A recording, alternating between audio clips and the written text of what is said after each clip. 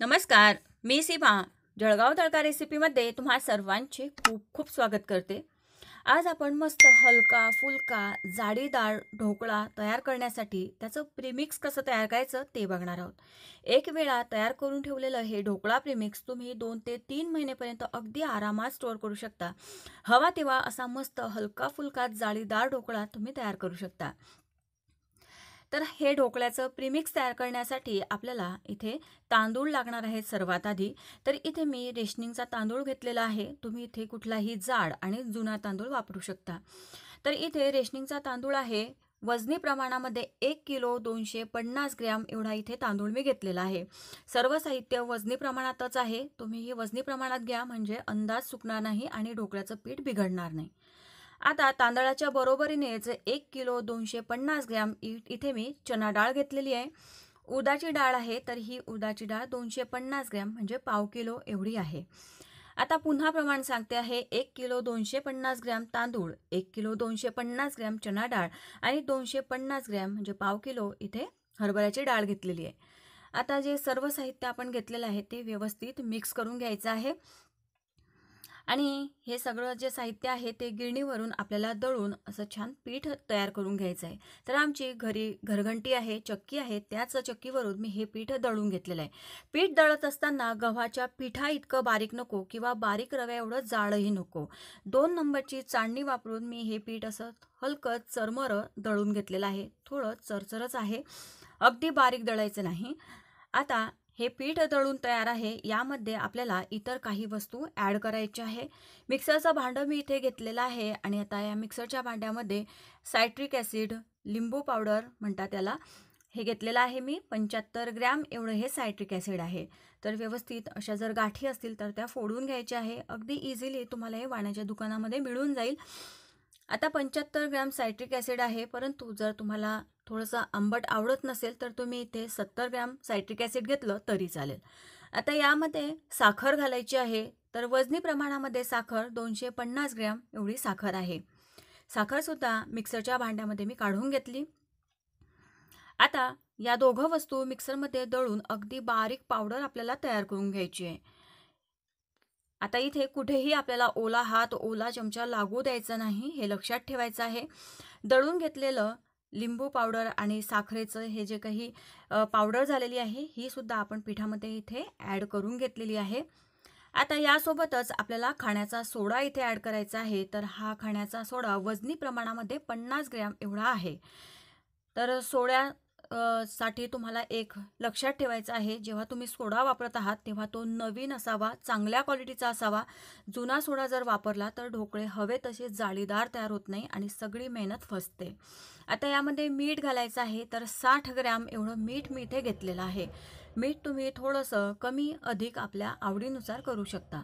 घेतलेलं सर्व साहित्य पिठामध्ये व्यवस्थित मिसळून घ्यायचं आहे. आता एकजीव करून घ्यायचं आहे आणि आता असं हाताने व्यवस्थित मिक्स करून घ्यायचं आहे. हे पीठ तुम्ही एक वेळा बनवून 2 ते 3 महिनेपर्यंत अगदी आरामात स्टोअर करू शकता. परंतु जर तुमच्याकडे हवामान जास्त दमट असेल तर तुम्ही हे फ्रीजमध्ये स्टोअर करावं, अशी मी तुम्हाला एक सजेशन किंवा एक आयडिया देईल. आता हे व्यवस्थित मिक्स करून झालेलं आहे, परंतु तरीसुद्धा आपल्याला व्यवस्थित मिक्स करण्यासाठी चाळून घ्यायचं आहे हे पीठ. तर इथे चाळणी घेत असताना अगदी मैद्याची किंवा खूप जास्त बारीक न घेताना पुरणाची किंवा रवा गाळण्याची चाळणी घेतली तरी चालेल. फक्त पीठ व्यवस्थित मिसळून घेणं इथे जरुरी आहे, म्हणून तुम्ही चाळणी कुठलीही वापरली, थोडी जाड तरी चालेल.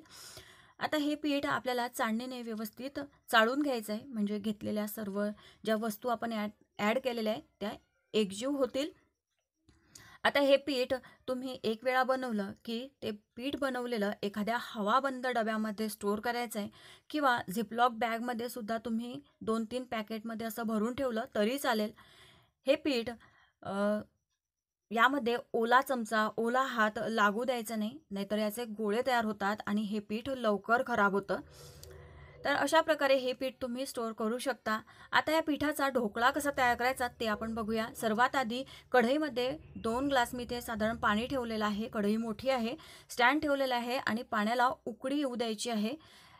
तर एखाद्या प्लेटला किंवा ज्यामध्ये तुम्ही ढोकळा बनवताय त्याला सुद्धा तेल लावून ग्रीस करून ठेवायचं आहे, सर्व तयारी करून ठेवायची आहे.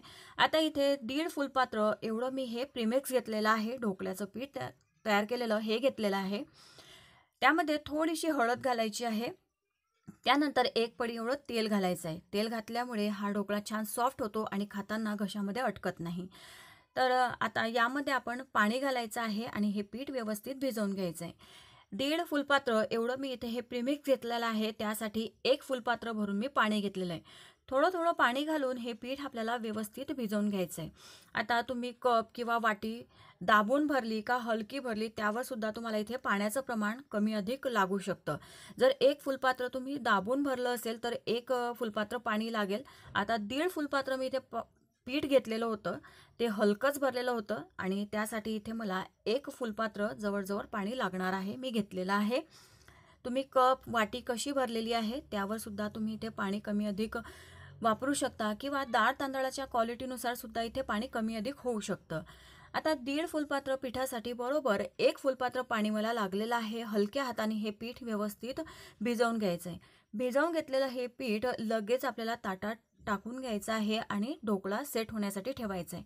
भिजवलेलं पीठ जास्त वेळ ठेवायचं नाही, नाहीतर यात जो सोड्याचा गॅस तयार झालेला आहे तो निघून जाईल आणि ढोकळा हवा तसा फुलणार नाही. आता या ताटाला तेल लावून मी आधीच ग्रीस करून तयार करून ठेवलेलं होतं. यामध्ये हे ढोकळ्याचं पीठ टाकलेलं आहे आणि इथे कढईमध्ये जे पाणी ठेवलेलं होतं हे सुद्धा छान उकळायला लागलेलं आहे. आता या उकळत्या पाण्यावरच आपल्याला हा ढोकळा 10 मिनिटासाठी वाफवून घ्यायचा आहे. ताट ठेवलेलं आहे, झाकण घट्ट ठेवायचं आहे. गॅसची फ्लेम मीडियम टू फुल तुम्ही ठेवू शकता आणि 10 मिनिटं वाफवून घ्यायचा आहे ढोकळा. मध्ये मध्ये पाहायचा नाही, नाहीतर ढोकळा आतमध्ये बसतो, कच्चा राहतो. बरोबर 10 मिनिटं इथे लागतात. 10 मिनिटानंतर झाकण काढायचं, ढोकळा कसा शिजलेला आहे तो पाहायचा आहे. तर हे बघा हाताला लागत नाही आहे, चिकटत नाही आहे, अशी कुठलीही टोकदार वस्तू यामध्ये टोचून पाहायची. क्लीन निघालेली आहे म्हणजे ढोकळा इथे छान शिजलेला आहे. आता हे जे ताट आहे ढोकळ्याचं ते मी बाहेर काढून घेते आहे. ढोकळ्याचं ताट बाहेर काढून लगेच गरम गरम याला कट लावायचा नाही किंवा कुठलीच हालचाल करायची नाही. 5-7 मिनिटं ढोकळ्याचं ताट आपल्याला गार होऊ द्यायचं आहे. तोपर्यंत आपण इथे ढोकळ्यासाठी तडका तयार करून घेऊया. तर इथे 2 ढोकळ्याचे ताटं मी तयार करणार आहे. त्यासाठी तेल थोडं मी जास्तच ठेवलेलं आहे. 3 चमचे तेल आहे आणि आता हे छान कडकडीत गरम झालेलं आहे. यामध्ये 1 चमचा मी जिरं मोहरी ॲड केलेला आहे. आता गॅस बंद करून घेते कारण तेल छान तपलेलं आहे. आता जिरं मोहरी तडतडलेलं आहे. यामध्ये हिरवी मिरची घालायची आहे. तर हिरवी मिरची तुम्ही आपल्या आवडीनुसार कमी अधिक करू शकता किंवा हिरवी मिरची आलं लसूणची पेस्ट ढोकळ्याच्या पिठामध्ये ॲड केली तरी चालेल. 1 चमचा पांढरे तीळ घातलेले आहे. 15 ते 20 कढीपत्त्याची पानं घातली. थोडंसं मिरची पुरतंच चुटकीभर मीठ घातलेलं आहे. व्यवस्थित मिक्स करून घेऊया.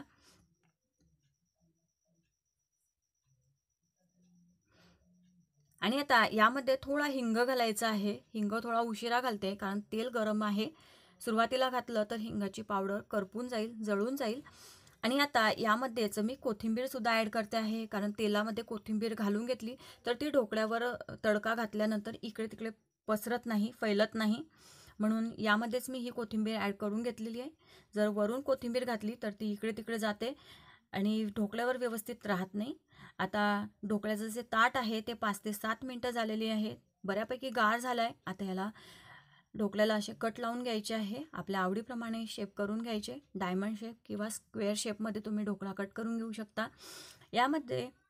यावर आता तयार केलेला हा तडका या पद्धतीने वरून घालायचा आणि अशा पद्धतीने अगदी झटपट हा ढोकळा बनवून तयार होतो. घरी आलेल्या पाहुण्यांसाठी, सकाळच्या नाश्त्यासाठी किंवा मुलांच्या डब्यासाठी तुम्ही हा झटपट ढोकळा बनवू शकता.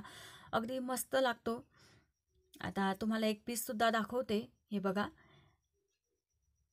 मस्त असा हलका फुलका जाळीदार हा ढोकळा तयार झालेला आहे. खाताना अजिबात घशामध्ये फसत नाही आणि छान असा हा ढोकळा तयार होतो. तर ही रेसिपी आवडली असेल तर एक लाईक नक्की करा. व्हिडिओला तुमच्या मित्रपरिवारासोबत, फॅमिली फ्रेंड्ससोबत जास्तीत जास्त शेअर करा. अशा छान रेसिपी पाहण्यासाठी जळगाव तडका रेसिपीला आत्ताच सबस्क्राईब करा. पुन्हा भेटू, तोपर्यंत धन्यवाद.